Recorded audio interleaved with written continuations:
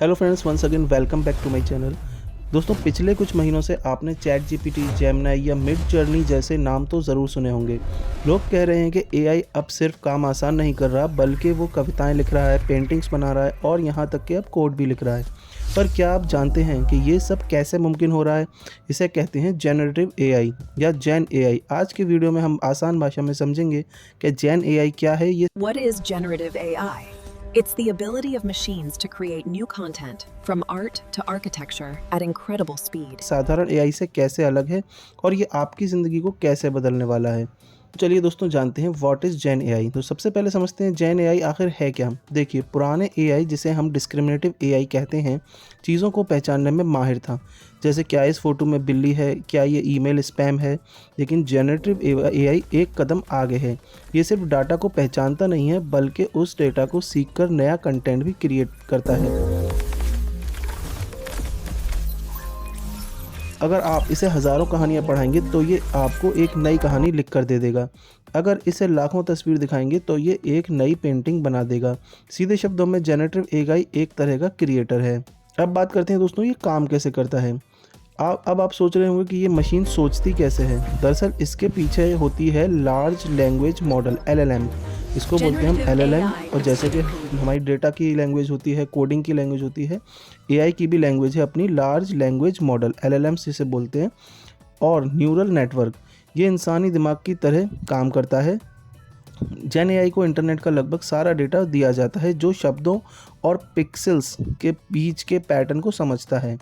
तो यहाँ पर दोस्तों बहुत महत्वपूर्ण बात यहाँ पर दिखी हुई है, इंपॉर्टेंट चीज़, कि शब्दों, जो आपके वर्ड्स हैं और जो पिक्सल आपने इमेज प्रोवाइड की है, उसके पैटर्न को समझता है।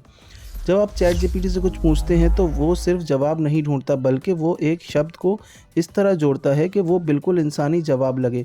इसे हम कहते हैं प्रोबेबिलिटी, यानी वो अंदाज़ा लगाता है कि पिछले शब्द के बाद का सबसे सही शब्द कौन सा होगा। चलिए आपको एक रियल वर्ल्ड एग्जांपल देख के समझाते हैं कि जेन एआई आज कहाँ कहाँ इस्तेमाल हो रहा है।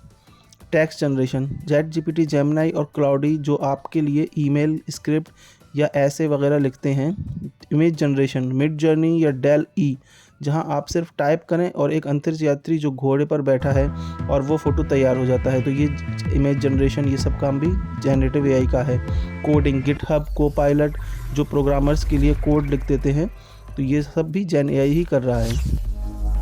तो ऐसी एआई वीडियो आ गई हैं जो सिर्फ एक प्रॉम्प्ट लिखते ही पूरा गाना या 1 मिनट में पूरा वीडियो बना देती हैं, वो भी सिनेमैटिक व्यूज़ में। तो ये सब भी जेन एआई की तरफ से ही हो रहा है, जेन एआई की वजह से ही हम कर पा रहे हैं, पॉसिबल है। चैलेंजेस और फ्यूचर, अब बात करते हैं दोस्तों इसमें क्या चैलेंजेस और फ्यूचर क्या है। लेकिन दोस्तों, हर चमकती चीज़ सोना नहीं होती। जेन एआई के साथ कुछ चुनौतियाँ भी हैं। सबसे पहला है हेलुसिनेशंस। कभी कभी एआई बहुत ही आत्मविश्वास के साथ गलत जानकारी यानी फेक न्यूज़ भी दे देता है। कॉपीराइट, क्योंकि ये इंटरनेट से सीखता है तो आर्टिस्ट का कहना है कि उनकी मेहनत का इस्तेमाल बिना इजाज़त हो रहा है। जॉब्स, डर है कि राइटिंग, इंजीनियरिंग और कोडिंग की जैसी नौकरियों पर इसका असर पड़ेगा। पर सच तो यह है कि एआई इंसान को रिप्लेस नहीं करेगा, बल्कि वो इंसान जो एआई इस्तेमाल करना जानते हैं वो दूसरे से आगे निकल जाएगा। तो दोस्तों, जेन एआई का एक ऐसा टूल है जिसे हमें डर कर नहीं, बल्कि समझदारी के साथ इस्तेमाल करना सीखना चाहिए। ये हमारी क्रिएटिविटी को बढ़ाने के लिए है, उसे ख़त्म करने के लिए नहीं है।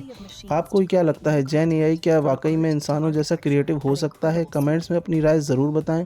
अगर वीडियो पसंद आई तो लाइक करें और चैनल को सब्सक्राइब करना ना भूलें। मिलते हैं अगली एआई से रिलेटेड वीडियो में। Thank you for watching, bye.